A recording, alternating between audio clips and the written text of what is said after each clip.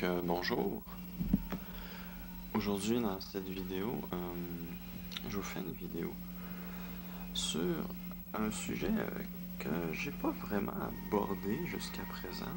C'est sur ce qu'on peut faire avec un vieil ordinateur. Donc,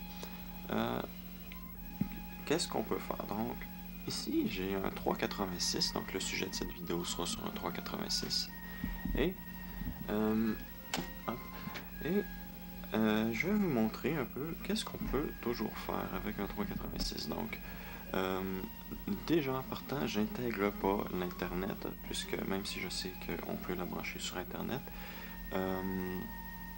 c'est pas très utile. On pourrait toujours mettre Windows 3.1, mais ce serait extrêmement lent sur un 386, surtout un SX à 25 MHz. Donc, je vais vous montrer un peu sur d'autres choses. Donc, on va démarrer l'ordinateur. Donc, déjà là, premièrement, vous allez voir que ce 386 est très silencieux. Si vous pouvez faire fi de la musique qui joue en arrière-plan. Donc, on va... Est-ce que l'écran est ouvert? Oui, ok. On va ouvrir l'ordinateur et on va calculer le temps que ça prend pour lui à démarrer. J'ai un chronomètre. On va le démarrer en même temps que j'appuie sur le bouton.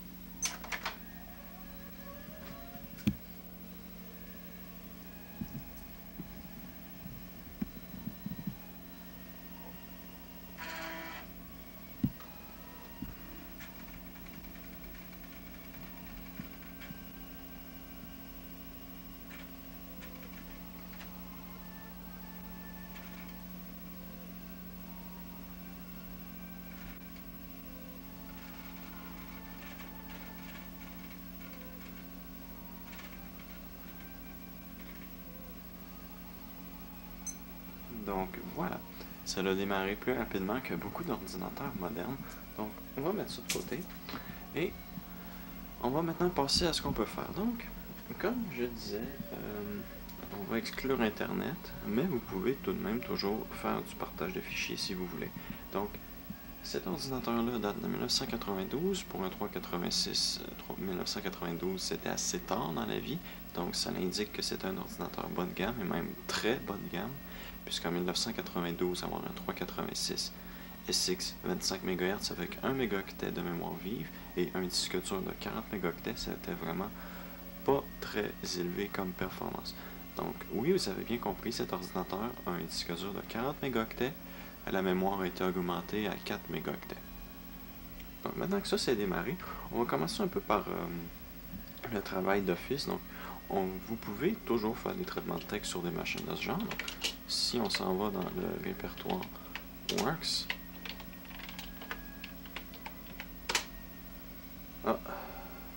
oups, j'ai écrit CD Works, donc non. Voilà. Et on est chanceux, on a même une souris sur cet ordinateur. Mais il semblerait qu'elle ne veuille pas fonctionner en ce moment. Donc, j'y reviendrai plus tard. Donc, on peut créer un nouveau document texte, un tableur, une base de données ou de la communication. Donc, vous pouvez quand même faire beaucoup de choses là-dedans que vous pouvez faire aujourd'hui. Donc, ça c'est pour ça ici. Donc, on va quitter. Voilà. Je vais aller vérifier la souris et je reviens. Voilà, pardon, j'avais branché la souris sur le mauvais le mauvais port COM. Donc je l'avais branché sur le 1 alors que moi je l'ai placé pour que ça marche sur le 2. Donc, on va maintenant passer à autre chose. Donc, on a aussi, donc comme je vous disais, on a plusieurs programmes. Donc moi j'ai pas installé Windows, mais on peut avoir des programmes d'utilitaires pour placer ses disquettes ainsi que d'autres choses. Ici j'ai un programme pour faire des captures d'écran de ce qu'il y a sous DOS. Mais on ne peut pas seulement que faire du travail d'office sur un ordinateur, on peut s'amuser aussi. Donc, si on s'en va dans le répertoire jeu, je vais vous montrer un peu ce que peut faire un 386 25 MHz. Donc, on va aller dans le répertoire CDSCR et on va faire, je crois que c'est, wow, j'ai écrit n'importe quoi, c'est Car le nom du jeu. Voilà. Donc, aussi, on a un joystick. Bon, il n'est pas adapté pour l'époque, il aurait fallu que je mette voilà, ici, la gravisse aurait été plus appropriée pour l'époque. Mais voilà. Donc, on a un joystick et un jeu qui s'appelle Stunt Car Racer. Donc, on fait entrer. On nous demande si on a un joystick. Oui, donc, hop, on va calibrer le joystick. Donc, hop, left, hop, right, hop. Voilà. Donc, maintenant, on peut contrôler avec le joystick. On va tasser la souris. Et on va faire une partie en simple joueur. Donc,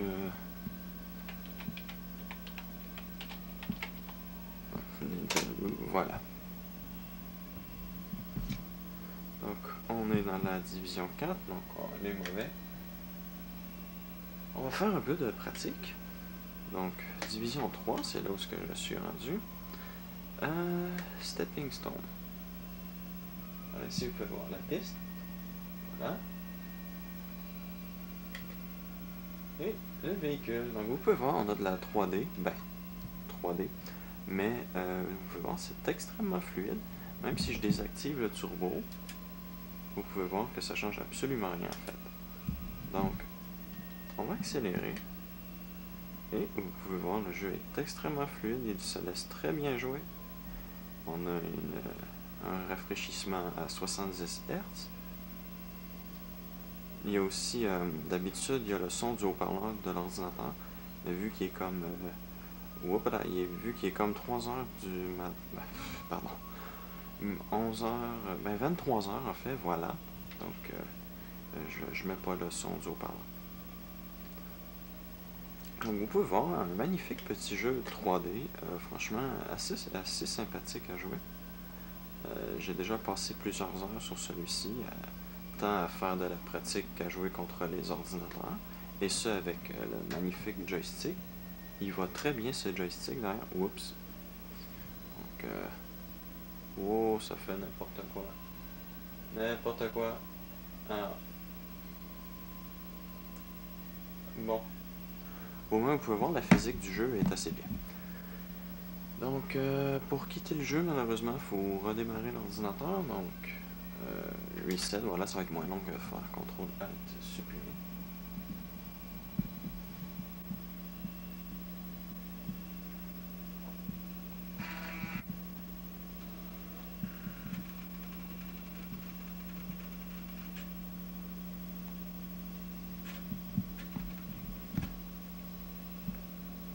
Donc, aussi, je vais vous montrer, maintenant c'est cela, hop, et voilà.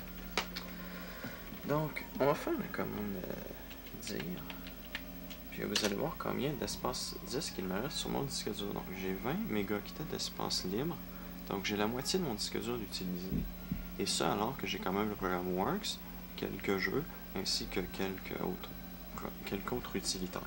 Donc, on va aller dans Jeu. Voilà, donc dire. Non, on va aller dans le jeu Alpha. Voilà. Non, il faut que j'écrive CD Alpha. Voilà. Et voilà. Donc là, on nous demande le type de vidéo. Et on veut le jeu. On peut voir un jeu infogramme. Puis franchement, c'est pas parce que c'est fait par un infogramme qui est mauvais. Donc, on fait français, puisqu'on parle français, ça la donne bien.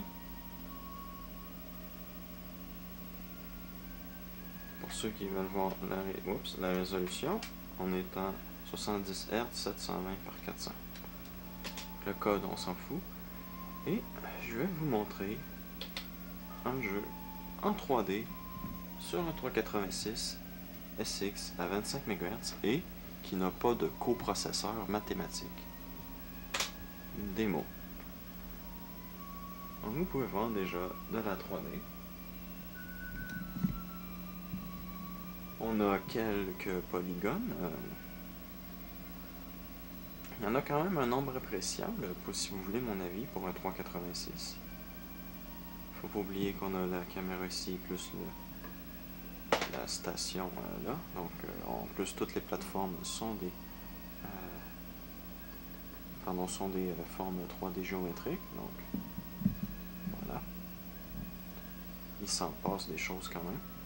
Je vais désactiver le turbo. Quand le turbo est désactivé, on a des performances d'un 2,86 sur cette machine. Donc, je vais y passer et vous pouvez voir que là, on a vraiment, par exemple, une animation saccadée. Donc, hop, on va remettre le turbo. Donc, voilà, c'est déjà beaucoup mieux. Donc, il faut savoir qu'environ à peu près tous les jeux 3D de 1990, 91 et moins seront compatibles avec un 386 de ce genre-là. Après ça, les jeux 3D commençaient à devenir quand même un peu beaucoup exigeants. Donc, voilà. Vous avez ici une jolie demi. Très fluide et tout et tout. Donc, on va quitter. Donc, quitter le programme. Voilà. F3. Donc, c'est des points. Voilà, donc vous pouvez quand même faire beaucoup de choses. Une autre chose aussi, vous pouvez écouter de la musique. Donc là, j'ai pas de lecteur MIDI d'intégrer, mais avec votre carte son, vous pouvez jouer de la musique MIDI ou même des fichiers Wave si vous avez la carte son et l'espace disque disponible pour faire telle chose. Donc on va aller dans un jeu reconnu pour sa 3D de l'époque. Donc on va aller dans CD Stunt et Stunt.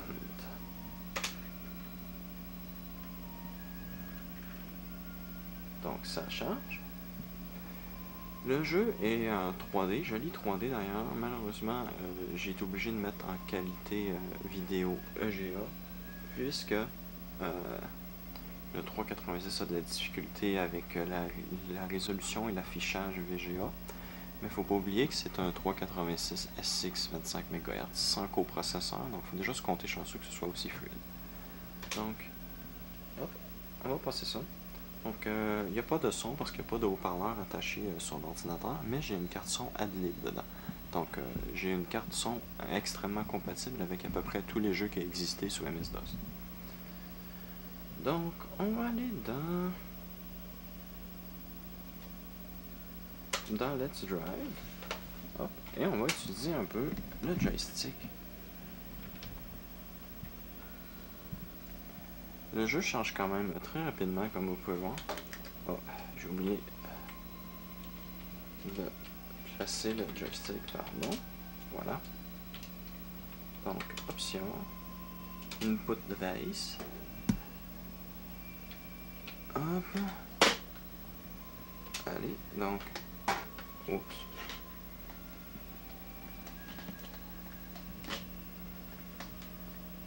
Voilà. Donc ça c'est fait. Et on va faire une course. Voilà, on va passer le clavier. Donc comme vous pouvez voir, on a un joli jeu. En 3D, vous pouvez voir c'est fluide. Si on se met en vue extérieure, voilà. Vous pouvez voir, c'est fluide.